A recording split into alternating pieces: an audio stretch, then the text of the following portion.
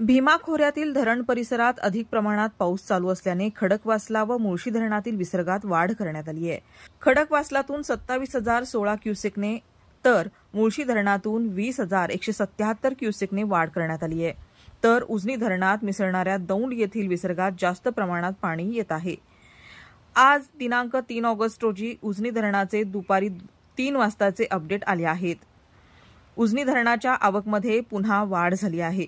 सध्या उजनीत किती क्युसेकने पाणी जमा होत आहे हे आपण या व्हिडिओच्या माध्यमातून पाहूयात, पण त्याआधी आपण जर आमच्या हॅलो बळीराजा या चॅनलला सबस्क्राइब केलं नसेल तर नक्की सबस्क्राइब करा, जेणेकरून आमचे अपडेट्स तुम्हाला लवकर मिळतील। तर आता वळूया सविस्तर बातमीकडे। आज दुपारी 3 वाजता आलेल्या अपडेटनुसार उजनी धरणामध्ये 65,374 क्युसेकने पाणी जमा होत आहे। आज दुपारी 12 वाजताच्या तुलनेत आवकमध्ये मोठी वाढ झाली आहे।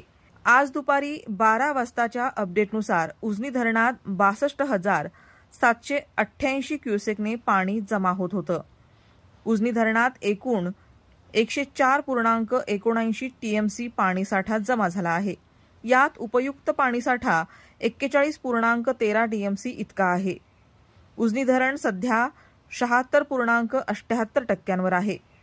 दर 3 तासाला 1.5% याप्रमाणे सध्या उजनीची पाणी पातळी वाढत आहे। खडकवासला धरणाची पाणी पातळी स्थिर ठेवण्यासाठी खडकवासला येथून जास्त पावसाचा अंदाज घेऊन मोठा विसर्ग सोडण्यात येत आहे। दरम्यान काल रात्रीपासून उजनी धरण जवळपास 7% वधारलं आहे। तसेच मागील 3 तासात आवकमध्ये 3,200 क्युसेकने वाढ झाली आहे।